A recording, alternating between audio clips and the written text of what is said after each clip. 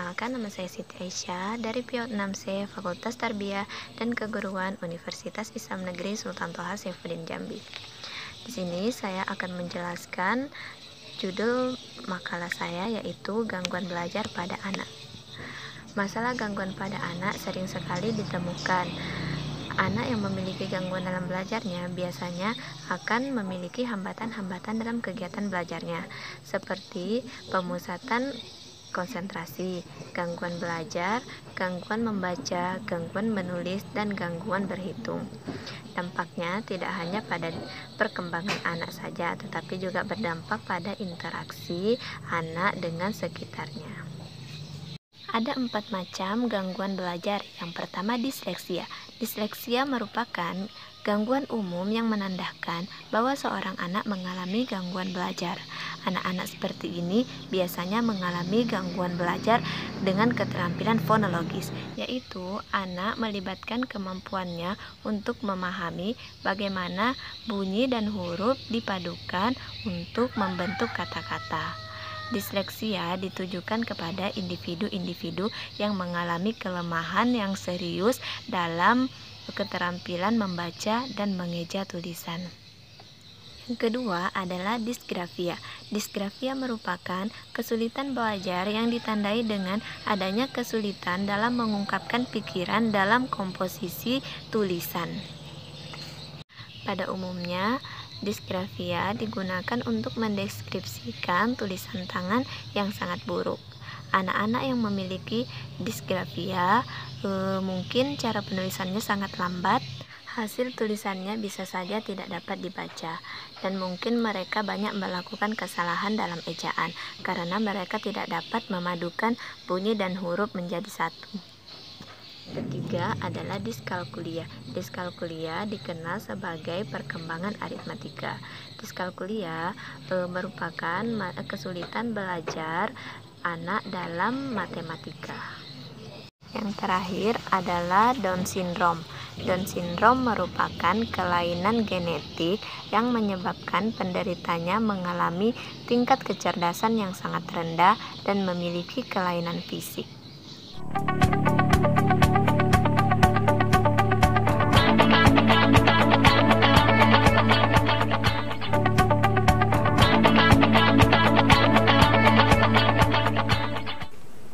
Oke, masih bersama dengan kita di sini di Sehat Kita. Sehatku, sehatmu, dan sehat kita semua. Dan seperti yang kita janjikan tadi, hari ini kita akan lebih ngebahas gangguan belajar. Tema yang kita angkat hari ini. Nah, apalagi kan sekarang udah musimnya penerimaan siswa baru. Benar. Baik di tingkat SMA, ya kan, di tingkat SMP, SD sampai perkuliahan juga. Dan udah mulai masuk juga, ada yang beberapa kan udah masuk di hari Senin tadi, betul. Tapi kebanyakan juga masih ada yang Senin depan tuh baru masuk. Nah, seperti tadi mengutip dari kata-kata Ece tadi. Wah, kata Aisyah tadi ada beberapa anak yang sebenarnya saya yakin juga di luar sana pemirsa kayaknya this is our problem. Wah, ini kayaknya masalah kami banget deh di keluarga gitu, yang punya anak kayaknya susah banget buat fokus, buat belajar gitu, nggak bisa baca gitu kan, apalagi buat anak-anak yang di usia-usia yang memang masih anak-anak masih kecil gitu kan, misalnya dari PAUD ke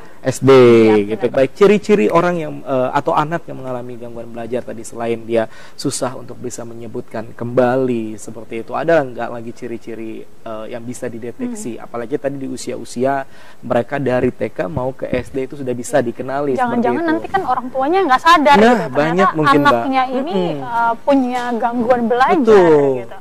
Jadi ada macam-macamnya sebenarnya. Jadi gangguan belajar tuh payungnya, terus di bawahnya tuh udah banyak. Ada anaknya gitu ya? Iya, ada jenis-jenisnya. Ada yang namanya disleksia. Mungkin orang sudah banyak yang tahu paham tentang disleksia. Disleksia adalah pada membaca. Jadi ada bisa terbalik-balik bacanya. Kemudian ada lagi yang namanya disgrafia. Disgrafia gangguan menulis. Menulis ini misalnya kita diktekan dia bilang apa gitu ya, dia bisa nggak menulis sesuai dengan yang didiktekan kita, atau ternyata dia nggak bisa nih menulis, dia megang ada kan yang megang pulpen atau megang pensil itu susah. Motoriknya susah buat dia untuk bisa megang, mengkoordinasikan antara mata dan tangan supaya bisa jadi tulisan itu dia kesulitan di situ. Nah, kemudian ada lagi diskalkulia, itu namanya bisa menghitung. Betul, udah tahu kan kalkul ya. Kalkulator. Oke. Disleksia adalah suatu gangguan proses belajar di mana seseorang mengalami kesulitan membaca, menulis, atau mengeja. Penderita disleksia akan mengalami kesulitan dalam mengidentifikasi bagaimana kata-kata yang diucapkan harus diubah menjadi bentuk huruf dan kalimat, dan atau sebaliknya. Disleksia umum dijumpai pada individu usia anak-anak dan dapat menyerang pada anak dengan penglihatan yang baik dan bahkan dengan tingkat kecerdasan yang normal. Dengan kata lain, disleksia tidak mempengaruhi dan dipengaruhi oleh tingkat kecerdasan seseorang. Hasil studi LPKI Grahita Indonesia pada tahun 2015 menunjukkan bahwa 14,28% populasi anak Indonesia mengalami gangguan disleksia, dari tingkat yang ringan hingga pada tingkat gangguan yang berat. Itu berarti bahwa dari 8 populasi anak Indonesia telah ditemukan minimal 1 anak dengan gangguan disleksia ini. Hingga saat ini, penyebab disleksia masih belum diketahui secara pasti. Namun beberapa ahli menduga bahwa faktor genetika dan keturunan berperan besar di balik terjadinya gangguan belajar ini, di mana gen-gen yang diturunkan tersebut akan berpengaruh terhadap bagian otak yang berfungsi untuk pengaturan bahasa. Disleksia merupakan kondisi yang akan diderita seumur hidup dan masih belum ditemukan penyembuhannya hingga saat ini. Hampir semua anak yang menderita gangguan disleksia cenderung mengalami kesulitan di dalam belajar di kelas. Dan bagi mereka yang tidak memahaminya, anak-anak dengan gangguan disleksia ini akan cenderung dianggap sebagai anak yang bodoh, anak yang malas belajar, dan lain sebagainya. Padahal gangguan disleksia bukanlah gangguan kecerdasan.